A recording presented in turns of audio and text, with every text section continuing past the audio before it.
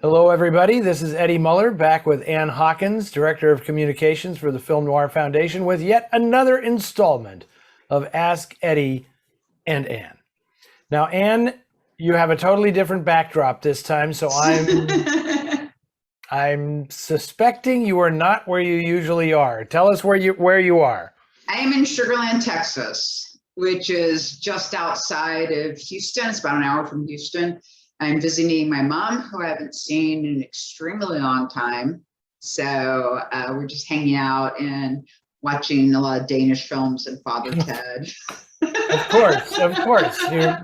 You're turning your mother into a Danish film geek now. Very good. Yeah, well, she'd actually watched, was very fond of a series of Danish crime books, which I just happened to star my guy, Nikolai Lacoste. So just a coincidence. Yeah.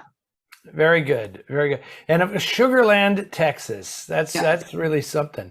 You know, it's funny. I was just thinking the other day about, of course, the Sugar Land Express. Yeah. You know, the Spielberg film. And if somebody asked me, like, explain to me how movies in the 70s were different than movies later on, the Sugar Land Express would be a great example.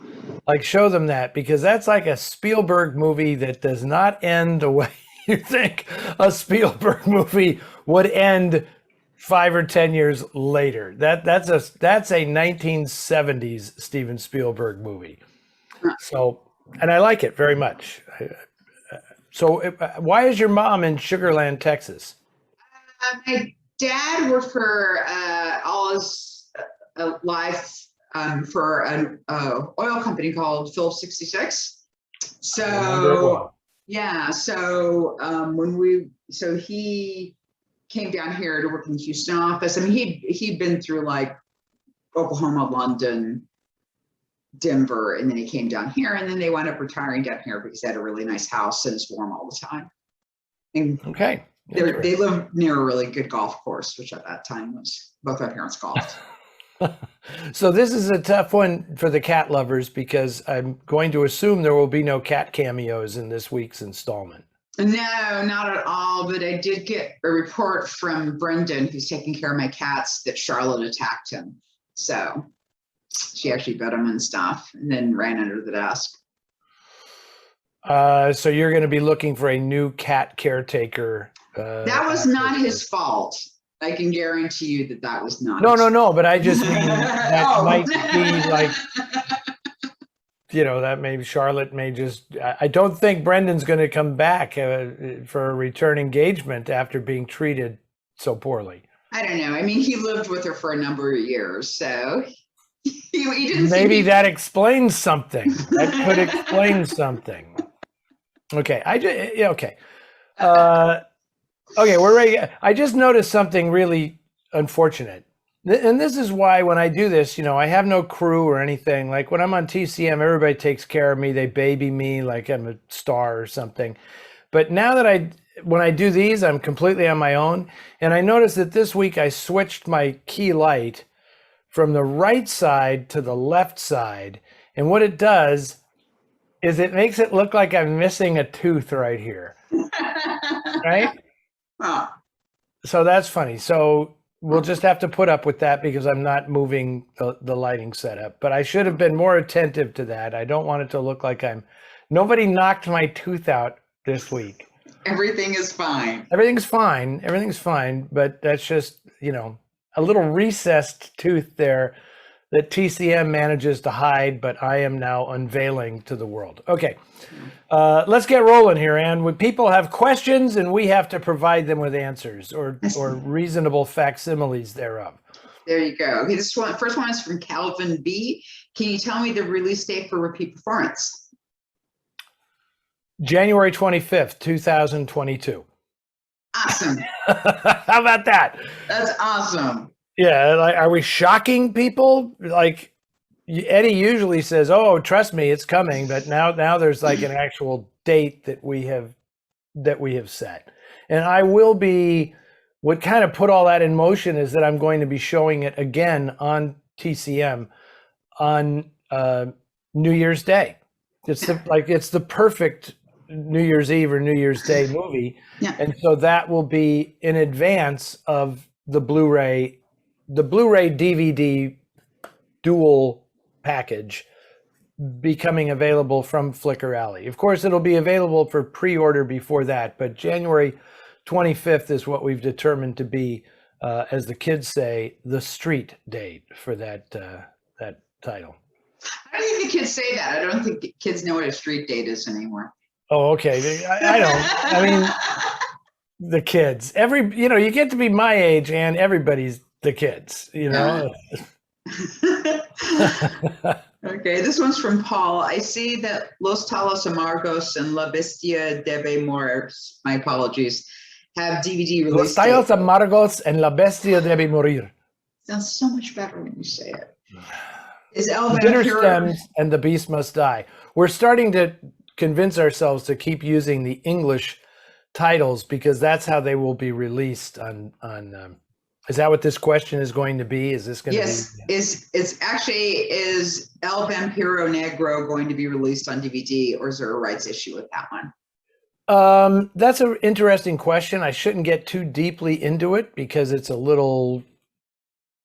things haven't been worked out. But yes, I have no doubt that the film will be released on Blu-ray and that the Film Noir Foundation will play an intrinsic role in that because it is our restoration, and we'll probably, I know, we'll do the special features. What we don't know at this point is who our partner will be as the digital publisher of that product, just because of it's all good. There's no problem. It's just a funny circumstance that, everybody wants to release that movie, and we're going to have to figure out who it's going to be. So we're working on that, but yes, you will definitely see El Vampiro Negro on Blu-ray, I hope in 2022. Now let me ask a question, because we're going to do this. We've gotten into this alternating thing here. Okay, and here's our friend Judy from Washington, D.C. This is one of the questions that she asked in her, multiple part thing that she sent us. So we're breaking them out like one at a time. Would you consider Blanca Nieves, Snow White, a Spanish film from 2012, as a noir? I love the tragic darkness of that film. And then she asks, are there any fairy tale films that you would classify as noir? Okay, Anne, do you know this movie? I do not know this movie, but for fairy tale films that you'd consider classified as noir, I would actually say Corridor of Mirrors, even though it's not actually based on a fairy tale, but has that kind of feel to it. And yeah, that's a good one. And I hate to disappoint Judy, but we took an offer on this one because I have not seen Blanca Nieves either. But one of the great fun things about doing this program that we do is that people turn us on to titles. It's amusing how many people, I saw a little email that was sent to you. So people, I'm warning you right now, don't send Anne like personal, like MASH notes and things like that, because I get copied on everything. So if you really don't, be careful if you don't send it to Ask Eddie if it's just for Anne. But I saw that note where somebody had said, can you guys put together a complete list of all of the books and movies that you've mentioned on these broadcasts? And it's like, no, because it's just way too much work, No. So you have to just go through and pay attention and make notes on the ones that you want to make notes on. But my reason for saying that is that a lot of people turn us on to stuff that we haven't seen before either. So now I'm going to go, and which I really appreciate, because I'm one of those guys that sits down to at 9:30 at night to stream something, and I can't pick anything. I'm the guy that Netflix built that thing for that says, having trouble finding something? Perhaps you'd like to watch this or that. That's me. I'm the guy who just because so many things I have to watch for a purpose. Like I'm going to write about this, or I have to research that. So when I don't have to do that, I just want something totally out of the blue. And so it's great when people like Judy here give us something that we don't know about. As for fairy tale noir, it's funny. I just mentioned, because I was doing that NeoNoir show with Ben Mankiewicz on TCM. I said in my intro to Mona Lisa, the Bob Hoskins movie with Kathy Tyson, I said, the important thing is to bear in mind when you watch this film that it's like an adult fairy tale. I don't want to simplify it by saying it was like a Beauty and the Beast story, because that's not exactly it, but it is a fairy tale. It's a fairy tale romance. And I guess there are other, there's certainly, when kids are involved, they all have a certain fairy tale-ish aspect to them, because they just feel like Aesop's fables or something transposed to an urban environment, like The Window. Yeah. Strikes me as very much a fairy tale, because it's like the little boy who cried wolf. But are those fairy tales, or are those what do you call those? Those moral tales with a moral. Fractured fairy tales with Hans Conried. I love that. But and also, I've always thought of Night of the Hunter as a bit of a fairy tale movie as well. I mean, it really has the feel of a fairy tale, like Harry Powell is like this fairy tale ogre threatening these kids, and Lillian Gish is the good woman, that protects the children. Very, very much a fairy tale in my estimation. So there's a couple of examples, a couple of kid ones, and a very adult one. I would classify those as noir fairy tales. Yeah, which is why I put this next question where I did in the list. The Night of the Hunt, this is from John. The Night of the Hunter is one of the great neglected American film masterpieces. Over the years, it has gained the recognition it deserves from critics, if less so from audiences. One question about the singular film is whether it is a film noir. What are both of your thoughts on this? Well, are you a fan of this movie? Oh, I think it's brilliant. Yeah. Yeah, me too. And I have, like I just explained, I have no trouble thinking of it as a film noir, but in a weird, like, special category, because it doesn't look or feel like a lot of other noir films, but to me, it fits the bill. I mean, it's funny, in my Dark City book, I don't talk about it because there's no way I could make it fit the confines of what we think of as a traditional noir. It's not in the urban landscape. It's not. It just exists in this weird fairy tale world of its own. So, but it has the noir bona fides that I think are crucial. Yeah, and I think there really is a little subset of sort of Southern Gothic film noir, very much like that, and House by the River, which I think is a really House by the River, movie. Lang's House by the River, that definitely. Among the Living from 1941 is very much a Southern Gothic. There's a Andre de Toth picture called Dark Waters that is very much a Southern Gothic kind of thing. I enjoy those. And then actually one of the Dracula films, I think it's Son of Dracula. Yeah, I think that has a real both Southern Gothic and a lot of noir elements to it. Yeah, I agree. I totally agree. Okay. Has Eddie seen the 2020 neo-noir crime films I'm Your Woman, starring Rachel Brosnahan, or No Sudden Move with Don Cheadle, and a bunch of other good people? Yes, I've seen both of those. And I like them both. I really appreciate Steven Soderbergh's take on noir. He clearly has seen more than his fair share of film noir. And I thought this was really a fun movie. I thought it was a little bit over scripted. Have you seen it, Anne? No Sudden Yeah. Move. Oh, you would Yeah. enjoy it. So I'm not gonna say anything to No, I love spoil. Don Cheadle, so Oh, he's fantastic, and this is really one of the great things about um, noir being extended into the present day.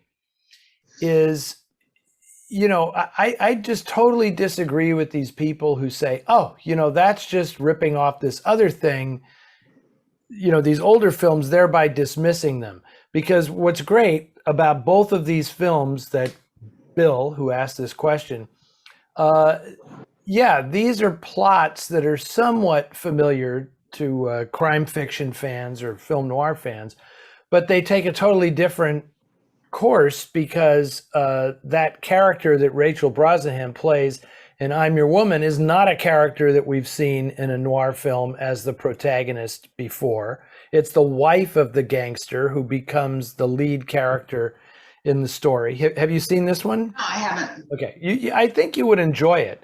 And what I really appreciated about it is it was a cable TV thing streaming that was a movie. It was not a series. It was like a old noir film, and that it turn it on and like 88 minutes later it's over. And it was yeah, and it was a really good 88 minutes. I enjoyed it very much. And I loved seeing, the trophy wife of the gangster who suddenly the bottom drops out of her world and she's on the run with this black guy who's been sent to protect her and keep her safe, and you have no idea what's happened to her husband. And it's very suspenseful and it's very engaging. I like the movie a lot. And No Sudden Move is just, it's Soderbergh just having a blast directing, kind of back in out of sight territory where he's just directing this big cast of great actors and actresses and just having a field day. And as I said, it's a little over scripted for my taste. There's a few characters too many, but when they're played by such wonderful performers, it just keeps the energy going, and it's fantastic. It was great to see Brendan Fraser back on screen, Yeah. and always a treat to see Ray Liotta, who is one of my favorites. I mean, people say, is there an actor today that would have worked in the old film noir era? It's Ray Liotta, all the Absolutely. way. And so he's terrific in this film, and Don Cheadle, of course, is just fantastic, and it's so cool to see a film set in the 50s with like a small time criminal who's an African American as the protagonist, just kind of working his way through this criminal underworld. And it was very, very enjoyable. So that's my answer for you, Bill. I'm excited. I really want to see both those now. Okay, and this one's from Terry. When Universal took over production of the Sherlock Holmes movies and placed Sherlock in contemporary times due to World War II, are these films considered noir? Particularly my favorites, The Woman in Green and Dressed to Kill. I don't really think of Sherlock Holmes stuff as being noirish at all. They're whodunits, howdunnits, and noir films are basically whydunits. Yeah. And like what motivates the bad guy to do what he does, and there's no doubt that Holmes is going to triumph in these stories, so that removes a certain noirish element. The element of potential failure is such a big part of noir that I have a hard time seeing. It's like seeing, you'll notice that Batman is the superhero that is considered noir, not Superman, because Superman is not going to fail, and Sherlock Holmes is kind of fits into that category for me too. I mean, the films may look it because of the way they're photographed, because that was what was happening at the time. That's the way people wanted to photograph films, but thematically, I don't see it.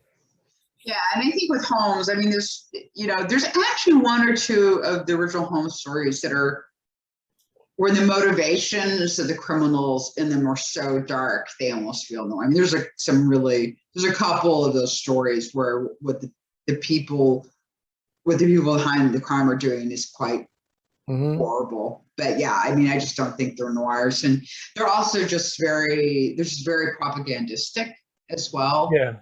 In that, Well, and those, you know, I mean, those particular ones in that period.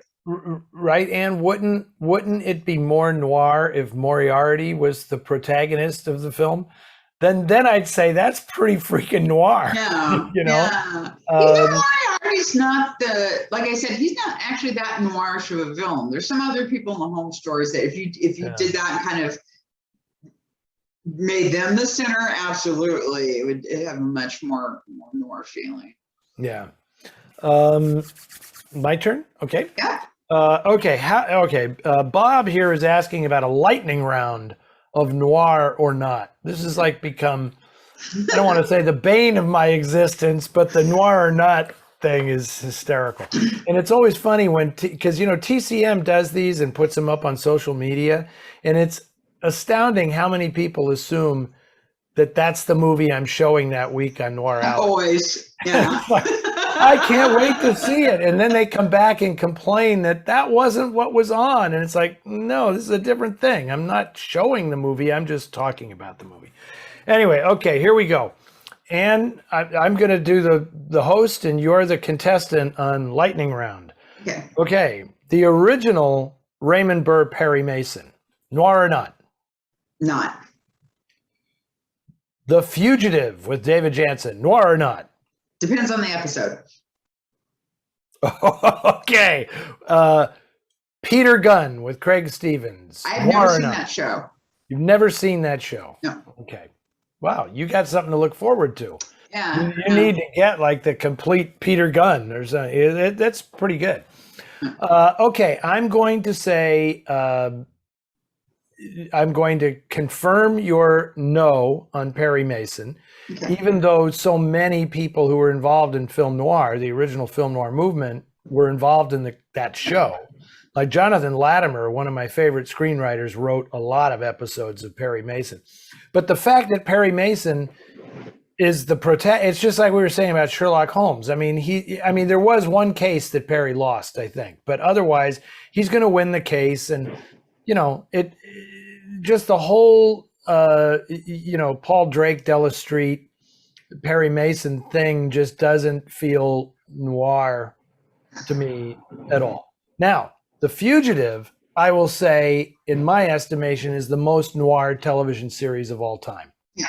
And I'm just saying that there are episodes that are more noir than others. Yeah. But the idea of a guy accused of murdering his wife and on the run with the police chasing him, and he's a stranger in every town he goes to, and he can't ever get involved with anybody because he can't stay, and he's going to reveal who he really is. I mean, that is just noir to the core. So yeah, I have no hesitation, and I love The Fugitive.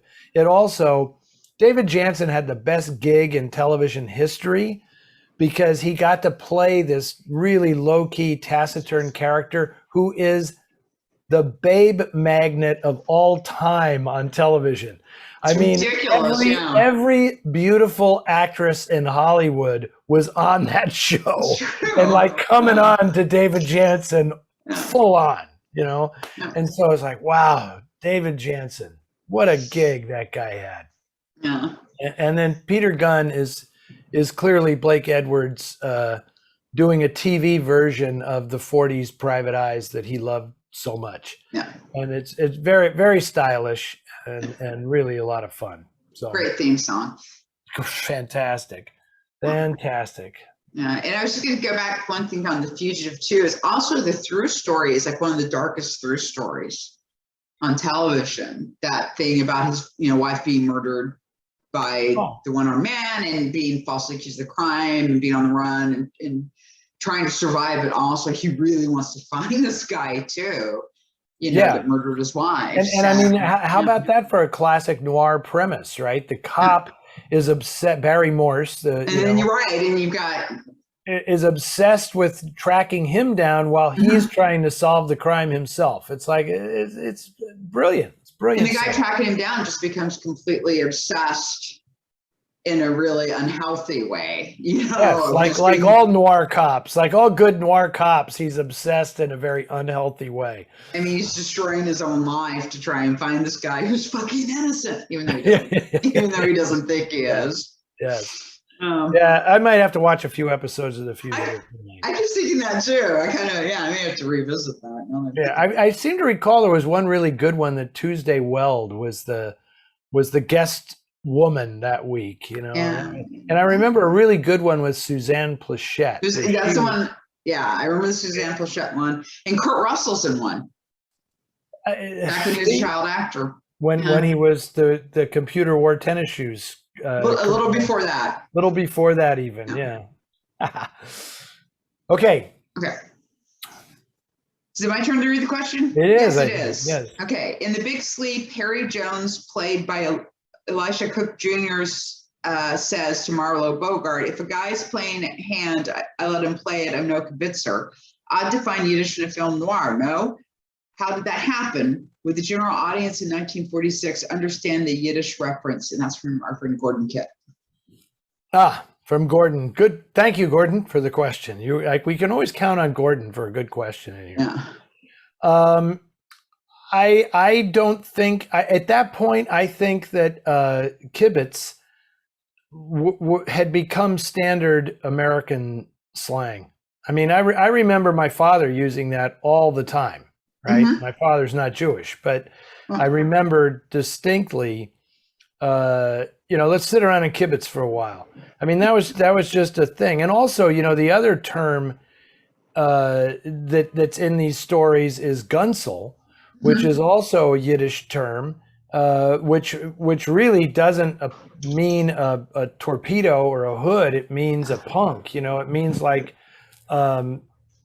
It means exactly what Wilmer was to Gutman in the Maltese Falcon. That's a gunsel. He was the gunsel, there's a sexual connotation to it, So yeah, I just think there's so much Yiddish slang that has been absorbed into the mainstream American lexicon that doesn't surprise me at all. I am certain, Gordon, that in 1946, almost everybody in the audience knew what that meant. They didn't know what gunsel meant, but they knew what I'm no kibitzer. They knew what that meant. Oh, me now. Yeah. Okay. It's okay. The discussion about neo-noir has really gotten me to think about the genre. Who is this? This is Marcia in Pittsburgh, Pennsylvania. She would like to know our thoughts on, and then it's going to be like we're going to do a run through here of titles. This is another lightning round. The Last Seduction. I think it's an excellent neo-noir, one of the best neo-noirs. Yes, I concur. I would have liked to have shown it in that neo-noir series on TCM. I think Linda Fiorentino is up there with Kathleen Turner amongst the neo-noir dames, fantastic, really, really good screenplay. And John Dahl is sort of, a torchbearer. The director is sort of a torchbearer for classic noir in the modern era. So, and like Body Heat, I shouldn't say this. I'm not going to say that for people who haven't seen the movie. I don't want to spoil the end of the film. So, all right. What about Killing Zoe? I've not seen Killing Zoe. I hate to break the news to Roger Avery, but I haven't seen it either. So, Killing Zoe, of course, was the film that Roger Avery made after Pulp Fiction, because he and Tarantino wrote Pulp Fiction together, and then Roger Avery had this movie that he made, from the spoils of Pulp Fiction, but I haven't seen it. Eric Stoltz, I believe, is the star of that movie. But Can't comment. Haven't seen it. Okay. I'm afraid that Martha is going to be really disappointed in me with this question because now she wants to know our feelings about the movie Scotland, PA. Haven't seen it. And I can't believe that you haven't seen Scotland, PA. Yeah.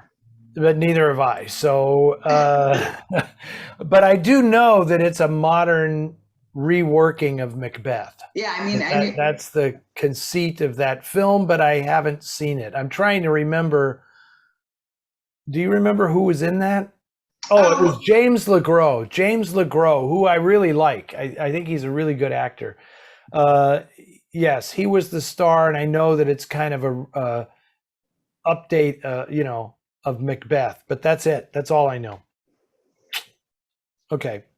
My cousin Rachel.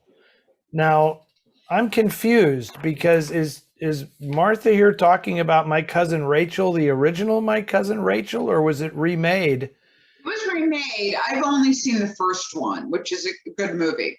Yeah, likewise. I didn't even know that it was remade. So see, this is what I'm saying. Like Martha is Martha, right?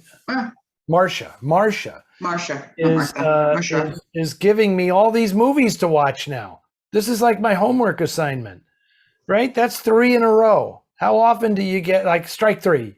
I just got called out, right? Killing Zoe, Scotland, PA, and the remake of My Cousin Rachel. Haven't seen any of them. Jesus.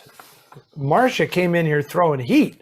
Oh, yeah. Okay, but she also wants to know about Polanski's Bitter Moon and The Godfather Part 2. Now, I have seen both of those, so Yes. I'm feel somewhat redeemed by having seen those. Okay, so what is your take on those? Well, The Godfather Part 2, because in her email, she talked about what she was more focused on with The Godfather Part 2, about the notion that was coming from Fredo and his whole betrayal of his family, and then what happens with Michael. So she did specify it. She thought that was kind of the most Norse part of it. Yeah, I think The Godfather Part 2, I mean, it's a gangster movie to me. Yeah, so that's how I feel about it. And Polanski's Bitter Moon. Which one is Bitter Moon? I honestly. Bitter Moon is the one with Peter Coyote and I think Ben Kingsley is in it and Sigourney Weaver. I think that's Bitter Moon. Uh-huh. Oh, okay, yeah. I have seen that. Which is like a very claustrophobic psychodrama. Right.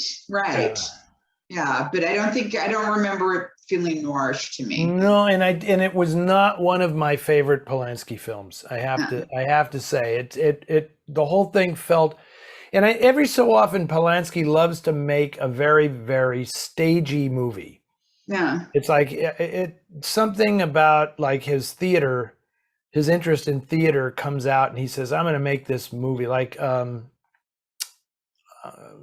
I'm trying to remember the name of the very, which I actually liked a little better, the one with Mathieu Almerich that is very Polanski-like, about the power psychodrama between the actress and the director in the theater. I think it's called Venus in Furs. Yeah, is what it's called, and that one was just so naked in the writing that I enjoyed it, but I wasn't crazy about Bitter Moon.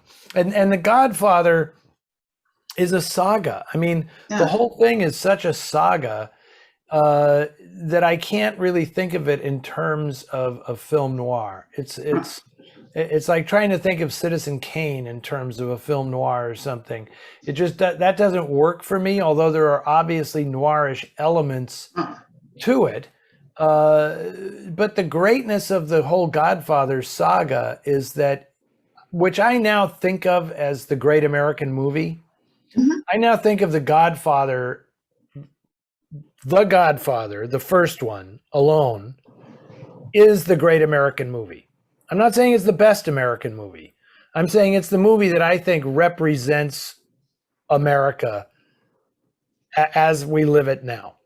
Right? Displacing something like Gone with the Wind, which people thought of as like, oh, it's the great American movie. No, it's not. The Godfather is now the great American movie. And the subsequent Godfathers just expanded upon that and turned it into this massive, sprawling saga. Godfather 2 is a fantastic movie. It really is. But I don't see it as a film noir. And then she had a second question. I would also like to mention that I just read Barbara Payton's memoir, I'm Not Ashamed. She was so beautiful, and I think her performance in Trapped was excellent.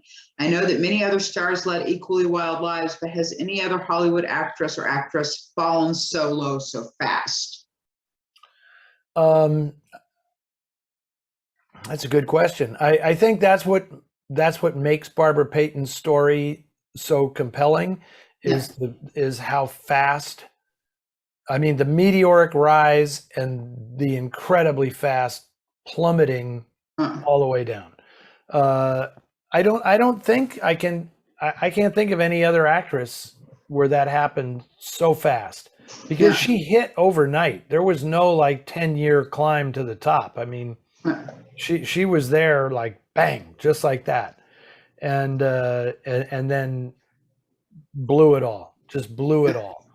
So, and she is good in Trapped, and it's very sad because she could have been really good.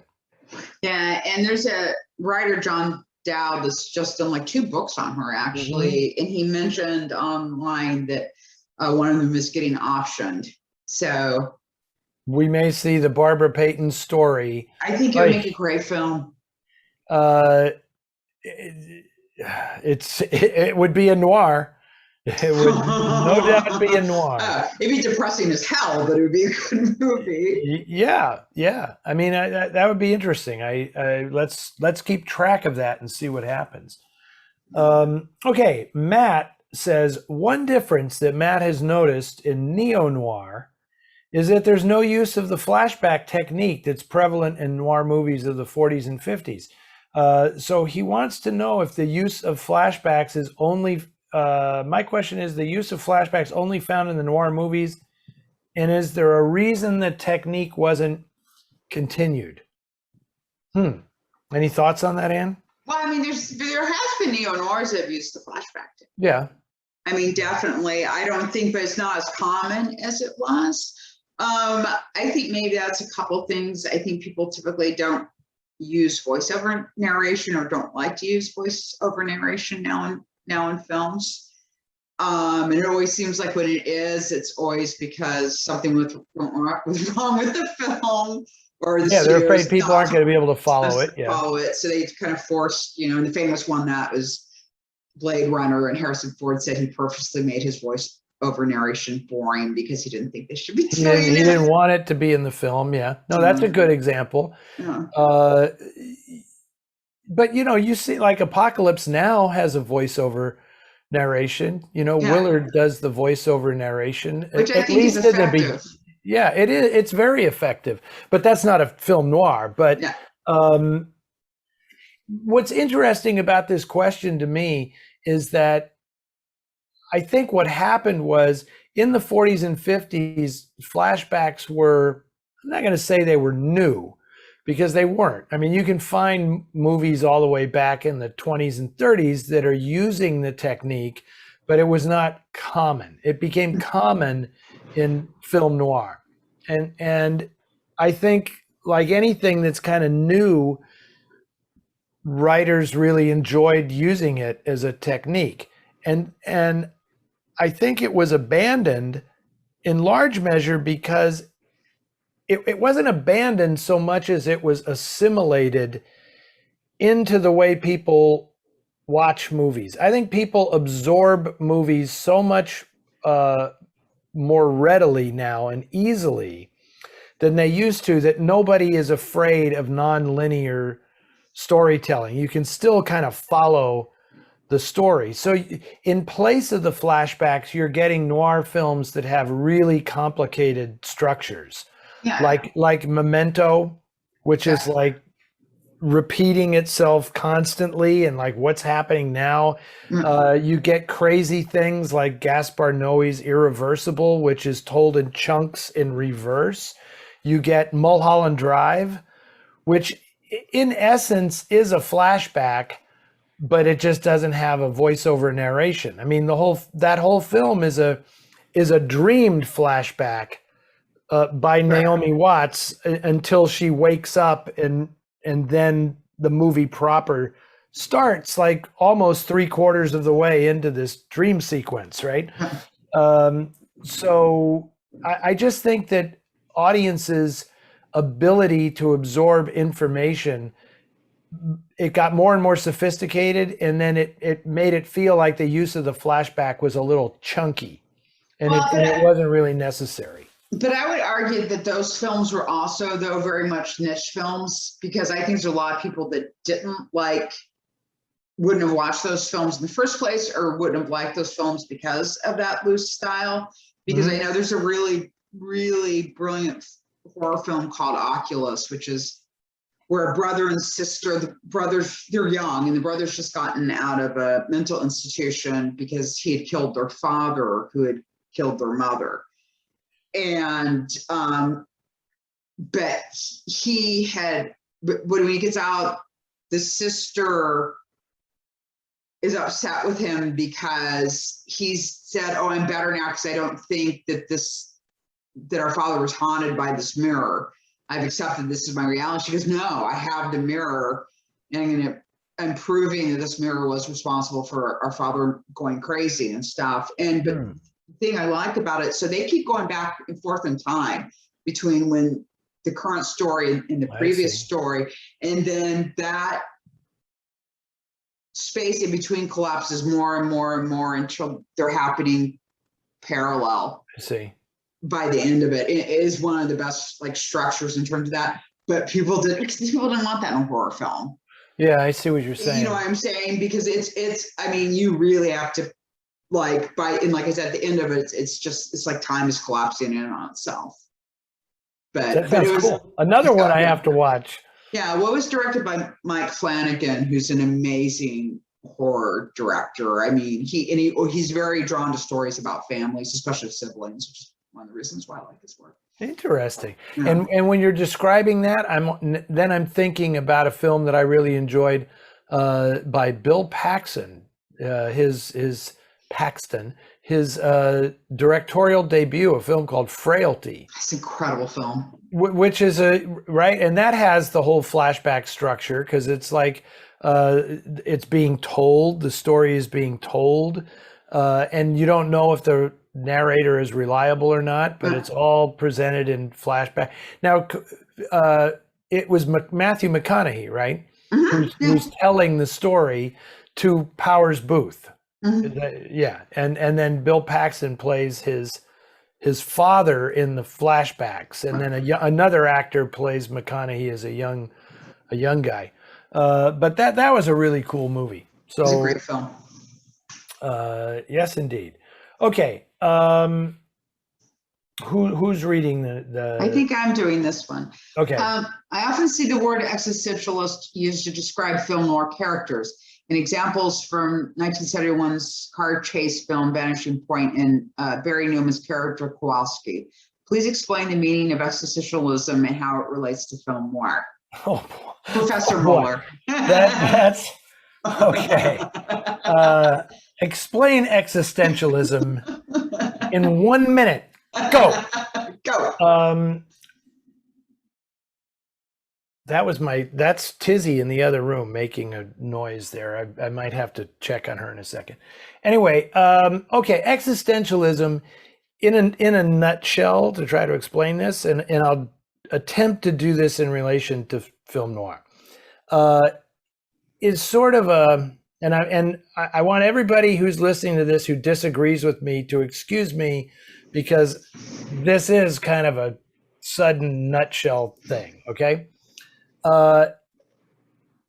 It is the concern for the self, right, as like the center of existence, and the belief that there may be nothing else explaining why we're here, right? So it's like there's a tenet of existentialism that says existence before essence. And so like, you know that you exist, but you really don't know why.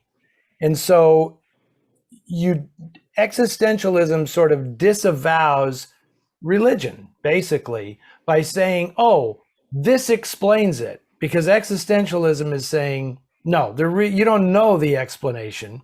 Therefore, the individual is left to their own devices to determine what the meaning of life is for themselves.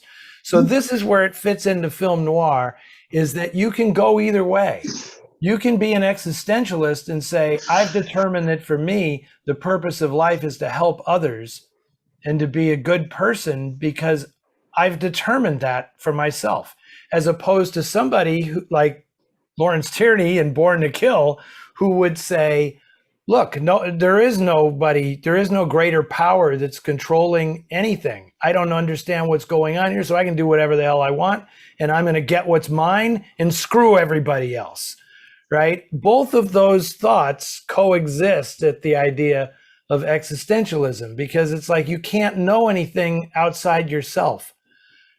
So there's no rationale or reason necessarily. You have to just cope. And I love that one of the tenets of existentialism is, two of them are anxiety and dread. Because how can you not have that if you don't have any idea or necessarily a belief in like the hereafter or heaven or hell or any of this stuff? It's just like free floating anxiety. Like I don't have a clue as to why I'm here, but it's up to you. It's up to you. And I will just add one other thing, and that is that this all sort of got shoveled onto film noir when people realized that one of the major 20th century proponents of existentialism, Albert Camus, the French philosopher writer, who wrote The Stranger, which is considered like one of the essential existential novels, said that he based it on The Postman Always Rings Twice. It was like his philosophical interpretation of the same story about a guy who kills somebody just because, there didn't have to be some massive motivation for it. Anyway, that's my nutshell on existentialism. It's funny that he cited Vanishing Point as like the existential movie, which is as good as any other, I suppose. I hadn't thought of that movie in a while. Have you seen Vanishing Point? I must see Vanishing Point.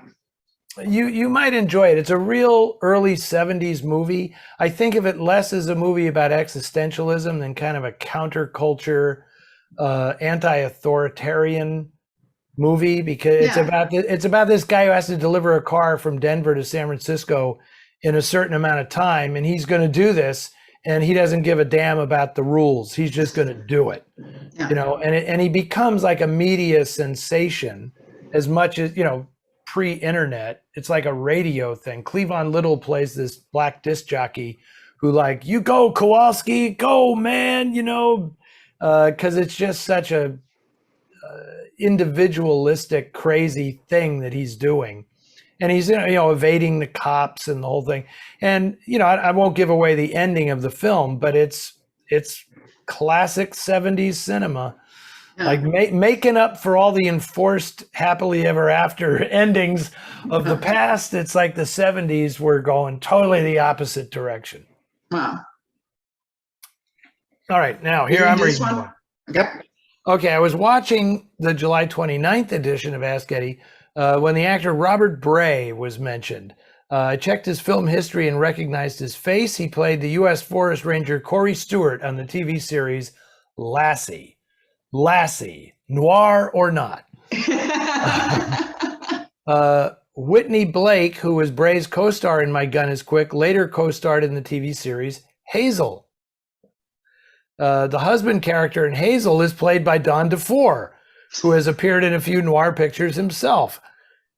Okay, it looks to me that a lot of character actors would take roles in noir films just to keep working.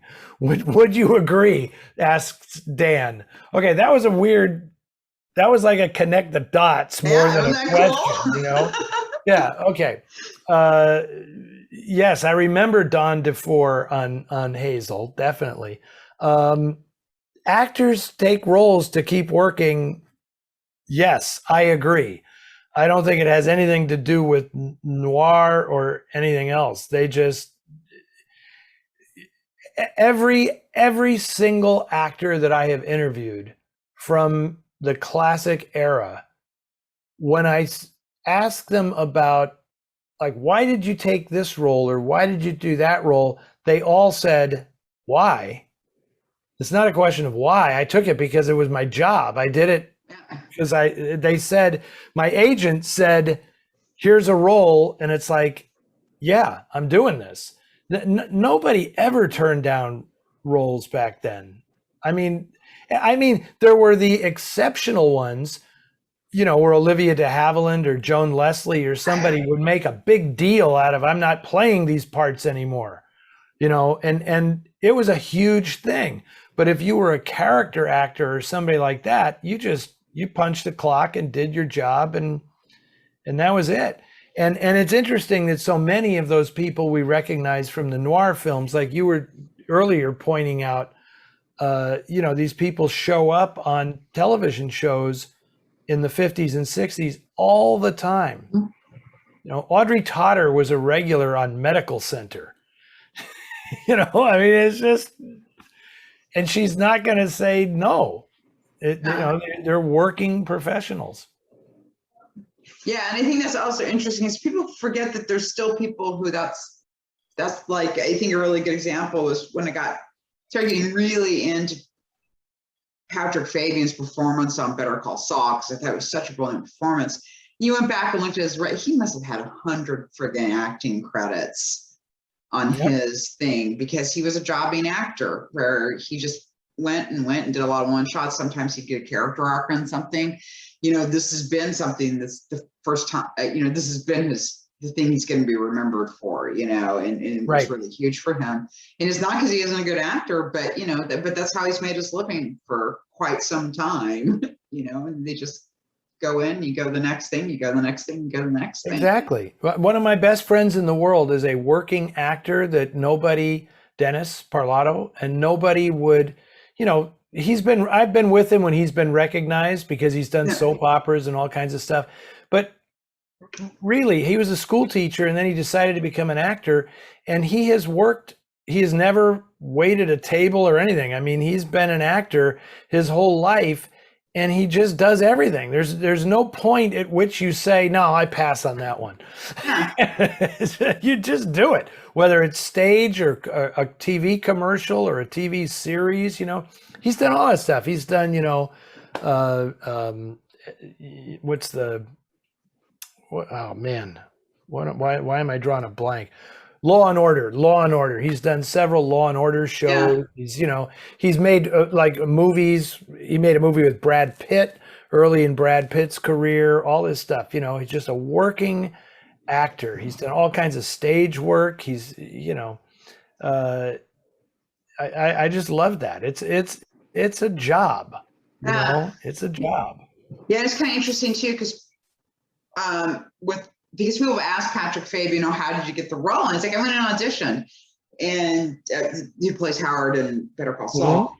Mm-hmm. And but he said basically when he went into the audition, he just assumed he wouldn't get the part, but he wanted to meet the casting people because they cast, I think it was, because they also cast Walking Dead. So he figured if he did well enough, they might remember him for something on Walking Dead. He didn't even go in thinking he was going to get the part. It was just, isn't that classic? And now, of course, you can't imagine anybody else in that role. No, it's impossible. No one else. Yeah. I mean, he nailed that. So, but everybody in that show.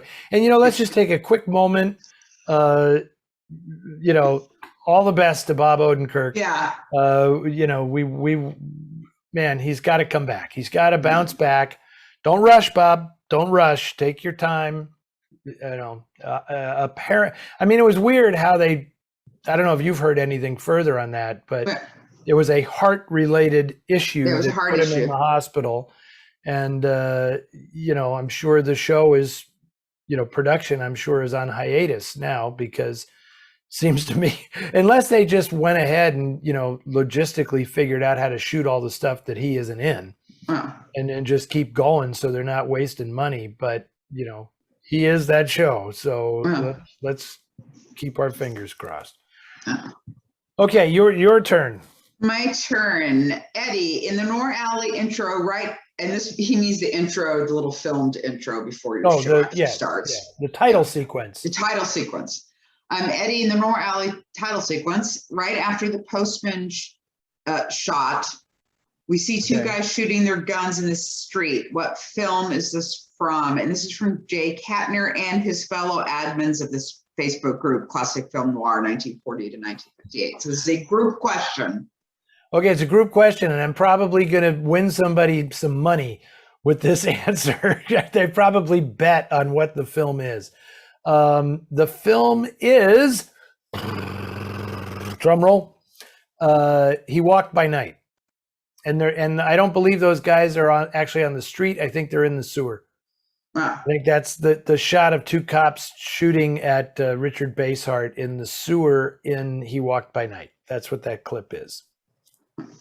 Okay. And the last one, of course, is Claire Trevor in Raw Deal. I know. I love that that's in there because that's I love her performance so much in that movie where she is really, and she narrates the films. It's a very unusual thing because it's a film noir narrated by a woman. What's the other one? Quiz time. What's the other one? I don't know. Made the year before Raw Deal at 20th Century Fox. There's a very famous noir film that nobody remembers is actually narrated by the female character. It's Kiss of Death, narrated by Nettie, played by Colleen Gray. And that's right, it is narrated by her. Yeah. Because at the end, when they take Nick away in the ambulance and everything, she goes, and it had everything I ever wanted. They had Tommy and I had Nick, and it's but she narrates the whole. She's the voiceover for the whole movie. That's right. But a little different from Raw Deal because Raw Deal, Claire Trevor is the bad girl. I mean, it's really rare to have the bad girl narrate the movie. Yeah. Okay. Here's a question from our friend Serge in Montreal. I know Serge Turgeon. Considering that the majority of American noirs were low-budget Series B films, why do you think that many amongst the greatest Hollywood directors were attracted to this genre? Anne, do you want to weigh in on that, or should I just? I think that they worked for film studios. Well, that's a big part of it. That's a big part of it because whereas some directors were indeed drawn to these things, like a Fritz Lang or a Robert Siodmak, in a lot of cases they're assigned the job. I mean, if they were, I don't think Henry Hathaway had any particular interest in film noir. He was assigned these jobs. I don't, you look at somebody like Michael Curtiz, he did everything. Yeah. And you can't even say that somebody like a Nick Ray or a Sam Fuller was particularly drawn to noir because Fuller made Westerns, he made war movies. So, Nick Ray, did Rebel Without a Cause and Hot Blood and all this kind of stuff. But they are very often drawn to it early on because the movies don't cost much. And where Serge says that most of them were B films, while that's true, I don't think that is an entirely accurate statement because when you look at like Billy Wilder's, Billy Wilder didn't make B movies. He never made B movies. And he made like the most significant noirs, Double Indemnity, Sunset Boulevard, Ace in the Hole, you could consider a noir maybe. So I just think I think if there was a compelling reason that people were drawn to it, and this doesn't apply to just directors, but writers and performers, in addition to the cameramen, is because it was very liberating, because they didn't have to be happily ever after stories. And I just think that at a certain point, they were like, I want to make one of these. I want to make a tough film that says, everything isn't going to end well. I think it was just a natural thing for artists to be drawn to that. So I think that's the compulsion more than anything else, is like, wow, this is, a good script and it doesn't end well. I want to make that. Yeah, and there were definitely a couple actors that really pursued noir films, specific noir films, because they really, really did not want to be seen as the same way they had been perceived up until that point. They were looking to have a chance to be something different, like Tyrone Power and Nightmare Alley. Right. And I know I'm forgetting one, but also Dick Powell. Yeah, Dick Powell, of course. Yes, actors wanted to stretch out a little bit. I mean, I'd even say that somebody like my friend Evelyn Keyes, was tired of, my job in movies is to be adorable. That's what she told me one time. And it's like, and that's why the first time I talked to her about The Prowler, she was so excited, because she's like, nobody ever talks to me about that movie. And I loved playing that part. And it's interesting too, Anne, that there are the actors who always played the good guys who gravitated to noir because they got to change it up. And then there are the actors like Richard Widmark and Robert Ryan who complained that they were getting typecast as these intense, these noir guys. And Ryan was like, don't I ever get to just play a nice guy? Like the guy next door who's kind of decent and nice. And that's why Widmark loved Panic in the Streets, because, he was the good guy. Yeah. He was the health inspector hero, and Jack Palance got to play the Richard Widmark part, Yeah. So, yeah, it's pretty interesting. Okay, your question here. Noir films are replete with blundering flatfoots, a line in William Castle's Hollywood Story. By the way, I love that movie.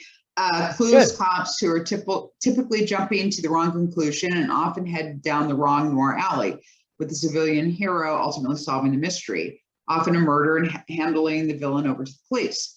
So why is the disdain for the police and meme in noir film a rebellion from authority post World War II? And that's from Gordon Kitt. Gordon weighing in with his second question of the day. Well, look, I have long said that one of the simplest ways to determine if a film is noir or not is when the horrible crime happens, you don't call the police. That means it's a noir film. Right? Yeah.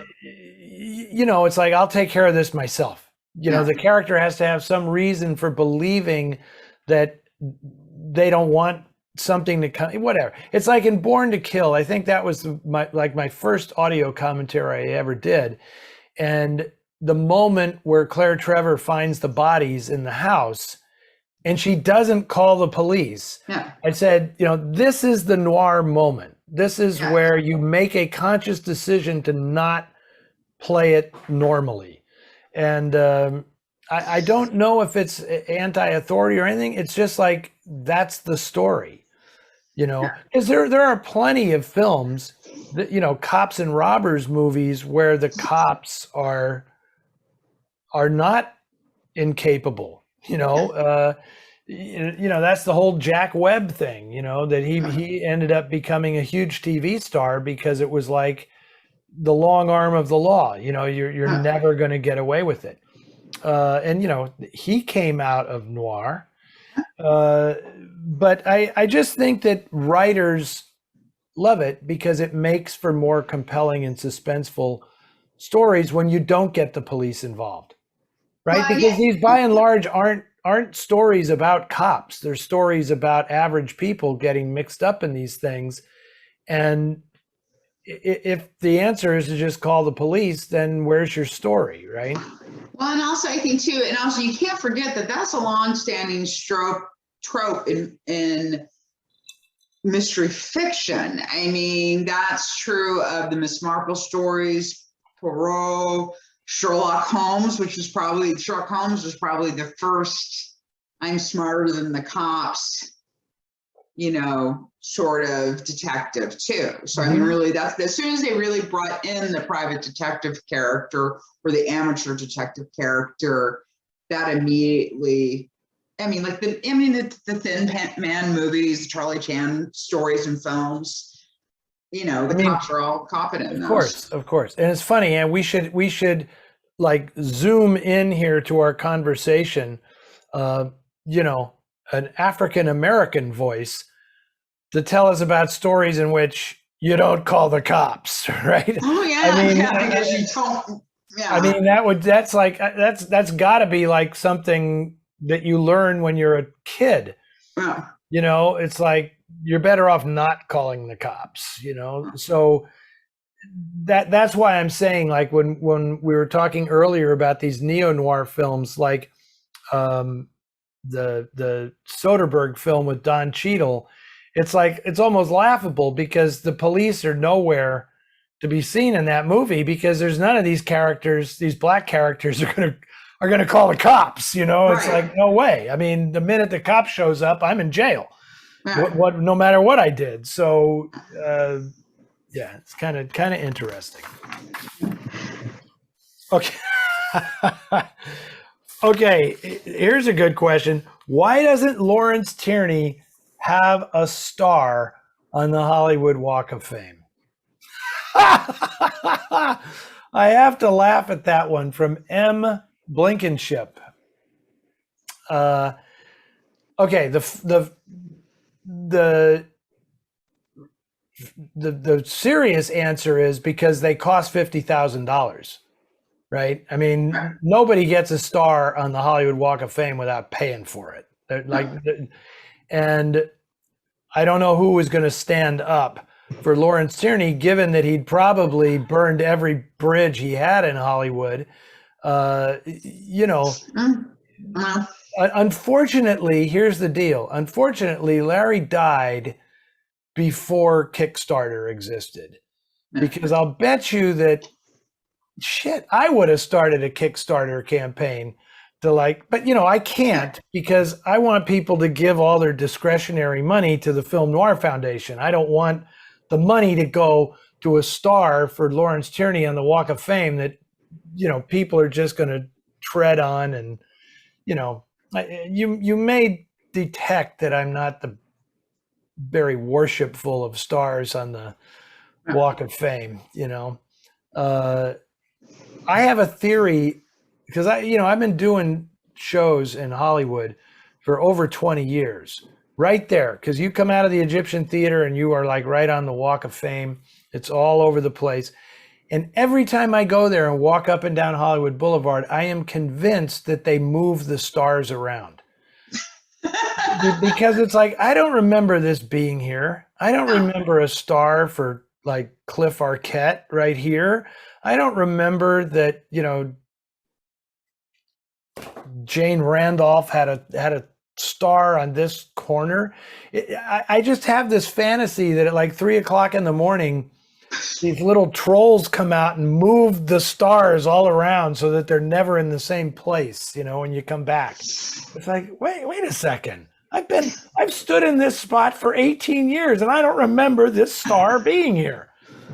Anyway, but that's the deal. I mean, it'd be hysterical if somebody wants to start a Kickstarter campaign to raise $50,000 and then try to figure out who's going to show up to, to the ceremony, because that's kind of what it's all about. It's all about the ceremony and stuff, which is why they're giving stars to, people who've made like 5 movies now are getting a star. And, anyway, that's it. It was interesting to hear you touch on karma in film noir in the July 29th episode. Many noir films have what could be considered stinging the tail endings. My favorite in this vein is Nightmare Alley. What are your favorite ironic sting in the tail noir endings? And that's from Liz. So she's talking about like a deeply ironic but perfect ending to a film. That's a really good question. I wish I had done some homework on this one. Yeah. Off the top of my head, I will say that one of my favorites is The Prowler, because which is kind of subtle in a way, because the whole thing is set in motion when Van Heflin commits murder by, he's a cop and he pretends to give this guy a chance, saying, stop, halt, and then he shoots the guy anyway. And then at the end of the film, of course, the cops are hunting him down, and the same thing happens to him. They yell out, stop, halt, and the whole thing, and then he gets blown away. So that's kind of a nice, neat ending to the film. There are obviously others that I'm trying to think of now that are like, dun dun, oh my God, I can't believe that's how it ended, So weird, because when I read that question, I feel like there's something really obvious that I'm missing. You know what I mean? Like there's something that's so obvious. Well,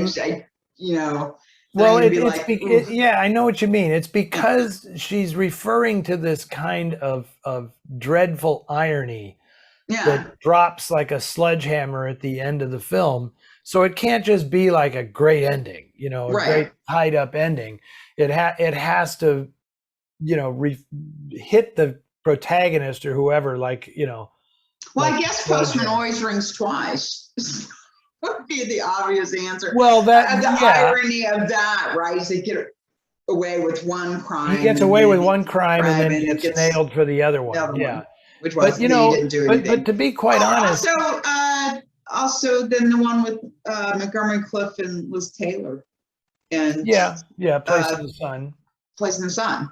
But what's interesting about, and both of those have such similar endings, the walk to the death house kind of thing. But there's something about those endings that they feel like dreadfully inevitable.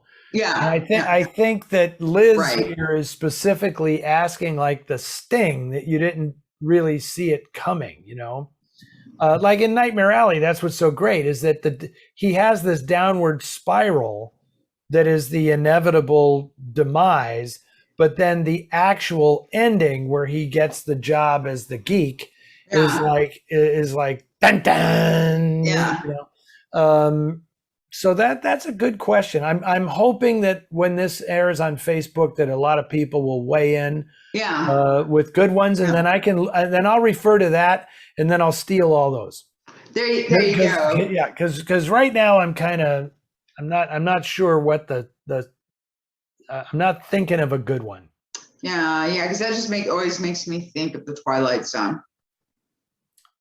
Well, that's what those had these those were all endings, right? Every one of them was like, or the radio show Suspense. That was always the big thing about every episode of Suspense. You always had like this twist ending at the end of Suspense. Well, those were all.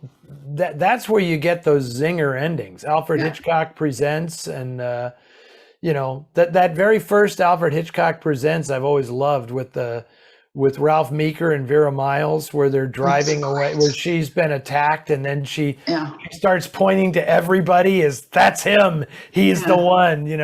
That was fantastic. Anyway, okay, moving on. Is it me now? It's you. Oh, okay. I was wondering what you think of the 1956 adaptation of George Orwell's novel 1984. Classic of dystopian science fiction. I can't help but notice elements of noir. Is that just because of Edmund O'Brien and Jan Sterling? And, it is a storyline of a regular guy unhappy with his life, starts breaking the rules, leads to his downfall. And it has one of the darker endings I've seen from a film in this era. Could this be considered early sci-fi noir? And would you recommend it to noir fans? Have you seen that version of 1984? I have not seen that version of 1984, but we did talk. It's actually talked about in Noir City magazine. which so you can get a back issue of it. I think it was that part of the Jan Sterling piece. Yes, where she it was was on in the the Jan cover. Sterling piece, and we may have even addressed it in. Did we I feel do like sci-fi noir? I can't remember. But yeah. I feel like here, it's been talked about more than once. yes, and it is noir adjacent. I think Yeah. it's like it's close enough to the classic noir era that I think when they were adapting the book, I just think they felt like there wasn't a huge budget, so doing it in noir style was a good approach, to not make it look like the typical futuristic. Well, there was no typical futuristic thing at that point, but that they didn't do the sterile antiseptic future environment. It was just kind of gray and dismal, and and they accomplished a lot with the cinematography, not with the production design.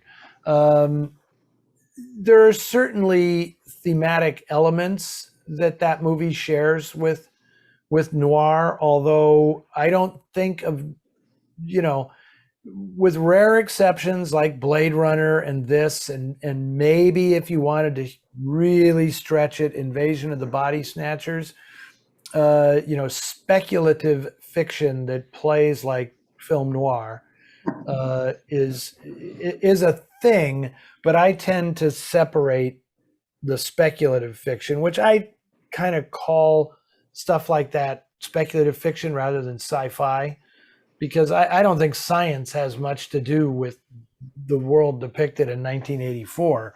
Yeah. It's just predicting a very bleak and dehumanizing future.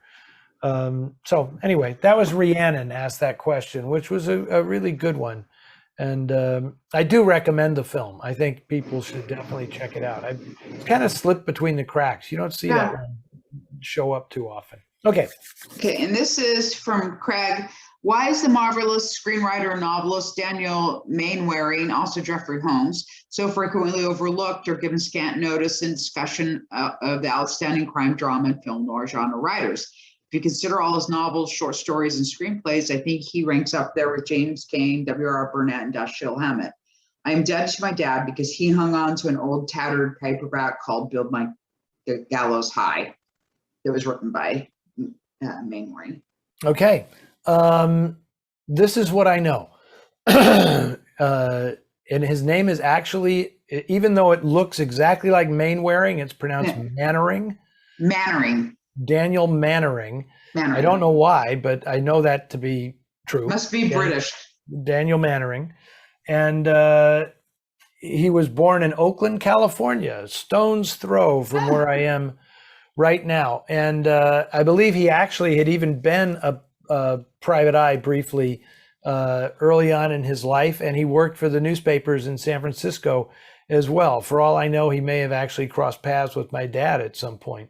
But then he became a novelist and started writing as Jeffrey Holmes, crime fiction that was clearly inspired mostly by Hammett. And he's terrific, and he was very well liked, and he had a lot of colleagues who appreciated him in Hollywood, other writers. I know that he was friends with Hammett. So it's just hard to find his novels in print. I mean, that's basically it. I'm going to confess, I've read Build My Gallows High, and I am not a huge fan of the book. The movie is so much better than the book. The book is a little dopey at times, I think, but that's no reflection on Mannering. I mean, he really did have a terrific career in Hollywood. So I don't know, like, why he doesn't have the same reputation. Well, he doesn't have the same reputation because he never wrote an out and out classic. I mean, he didn't write The Maltese Falcon. He didn't write The Postman Always Rings Twice. I mean, he didn't write The Asphalt Jungle or, all those incredible books that Burnett wrote. He wrote good pulp fiction. That's my take on it. So, Anyway, okay. Hey, here you go. Alan says, I've taken a tour of most movie lots in LA with the exception of Fox Studios. Have you been on any of these tours, and which do you recommend for movie buffs to see? Anne, have you ever been on a tour of a Hollywood studio? I've never done any of them. Well, I've been on every Hollywood lot, but I have never taken a tour. So Oh. I cannot tell you like which ones are the good tours or not. But I have been on the lot at Warner Brothers, the lot at Universal, the lot at Fox, the lot at Paramount. You know, you don't get RKO anymore, and I guess I never was on the MGM lot. I never did get on the MGM lot. But you saw, if you've seen That's Entertainment, you know that the MGM lot was already in total disrepair in the 1970s. So Yeah. Anyway, I would say that off the top of my head, and this is not casting aspersions on any of the other things, but like Universal has a Universal tour that is entirely separate from the lot. You can't get on the lot. Yeah. Right. I mean, you have to have a pass and get on the lot with a purpose at Universal. And I'm going to tell you, Universal has tighter security than any place I've been in the United States of America. So, I mean, Wow. it is astounding to get on that lot. It's like, you know, the mirrors under the chassis of the car and everything, you know.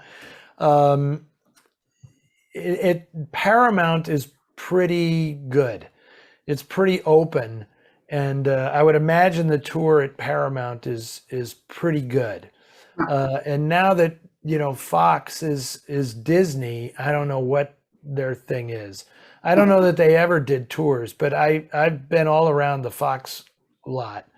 And Warner Brothers, I've been on the Warner lot as well, which is very, very active. There's a lot going on the Warner Brothers lot. But, you know, I mean, I'm part of Warner Media now, so I should be able to get on the lot when, you know, but as far as the tours go, I don't know. Maybe folks who are watching have some ideas and they can share it. Yeah, please put your comment, because, you know, when this goes up on Facebook, people are really great about commenting. So yeah, so I'd be curious. I'd be curious to know if people have taken these tours and which ones were good. Okay, so last one of the night from Jody. Why do redheads have such a bad reputation? We're not bad, we're just written bad. I think I know who this Jody is. Jody, who is a redhead, if this is the Jody I'm thinking of. Am I supposed to answer that question seriously? I'll tell you why. The reason why is because they're rare. I mean, it's as simple as that, right? I mean, redheads stand out because they're rare. And it's just like left-handed, you know, a left-handed form of human endeavor. Left-handed people are more rare than right-handed people. And, you know, brunettes and blondes, they're all over the place. But redheads are like a breed apart. Well, and also too, I mean, this thing about someone being ginger is way worse in the UK than it is here. There's much more of a thing with that, which is hilarious too, because they have so many more than we do here because they're more inbred.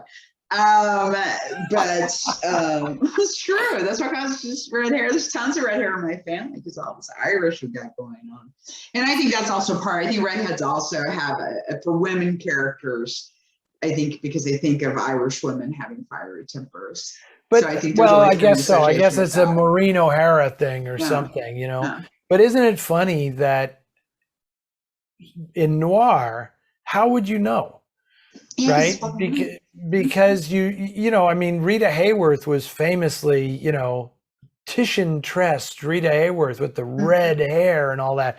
But, you know, she wasn't naturally a redhead. You know, she had black hair. She was, you know, Mexican American. So, and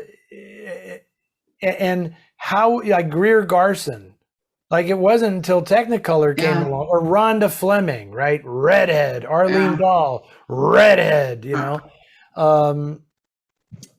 Boy, Slightly Scarlet. There's a movie If you haven't seen it in color, you get Rhonda Fleming and Arlene Dahl. A lot of red hair. Arlene is the bad girl. She's the nymphomaniac bad girl. But take your pick, because they're both these blazing redheads in that film. And man, photographed by John Alton, no less, who just, if you want to see what noir looks like in vivid color, that's the movie. Not a great movie, but it sure is fun to watch those two photographed by John Alton. Okay, Jody, I know you're not bad, Jody. You're just drawn that way. Exactly. And I just want to say really quick too, with that I'm really hoping someone will do a full color restoration of that film, because it really needs it. I know. Hopefully someone will take that project on someday. Do you think if the Film Noir Foundation sought to restore a color film that we would get a lot of pushback from people saying, I thought you were supposed to be noir, how dare you do a color movie, Yeah, I mean, that's what I would be worried about for us to take that on because of that, because I don't know if people would be like, oh, is this really noir? I mean, I would argue it is a film noir. I mean, it's based on a James M. Cain story. It's very noir, and it really deserves it really needs. It's just frustrating to watch because the print's so faded, and you do want to see, shot by John Alton. You want to see what it looks like, I've shown it a couple of times, and it is very, very hard to get a print that does the cinematography justice. And the other thing is, if that film were restored, it would only be digitally restored. It would not be photochemically restored, because it would just be too difficult to do that. It would all be restored digitally. And then you'd have the option of transferring it to film, for real archival purposes. But we'll see. I haven't looked lately to see if that's happened. Sometimes these things kind of sneak by, But that would be a good one. That would be a good one. Anyway, so and that was great fun. We will obviously. How many more of these do we have in August? This is our final one in August. So we did 3 in August. So we'll be back in September. Okay, very good. And enjoy your stint there in Sugarland. I will. And as it's gotten a little bit darker here, I look like I'm really in the 7th ring of hell. But, I like this noir lighting I've got here, kind of half my face in darkness now. And then people can look around and see the crazy stuff on the walls. I hope you see my right here is my Alfred E. Newman, my signed Alfred E. Newman picture from Dick DeBartolo, who wrote all the movie satires for Mad Magazine. It turns out he's a Noir Alley fan. So he sent me a signed What Me Worry portrait of Alfred E. Newman that was much appreciated. So there, I'm very jealous. That's Eddie's office examined briefly for this episode. Okay. And maybe over here, over here, hold on, let me see if I can do this. Move over that way and point over there. God, why is this so hard? Right there. Can you see who that is? No, but I don't have my glasses on because I was getting too much reflection. Okay, it's a portrait of John Garfield and Ida Lupino from Out of the Fog. Just a beautiful studio portrait and super crystal clear, gorgeous photograph that I had framed, and that's that. Ida Lupino and John Garfield. Okay, that's it. We're done. Thank you so much, Anne. I missed Charlotte this week. Yeah, she's at home terrorizing my ex-boyfriend. Yeah, okay, very, very good. So we will check in with you in September. Thanks everybody for watching. You guys are the greatest. Keep the questions coming, and we'll see you back here soon. See you Bye. soon. Bye.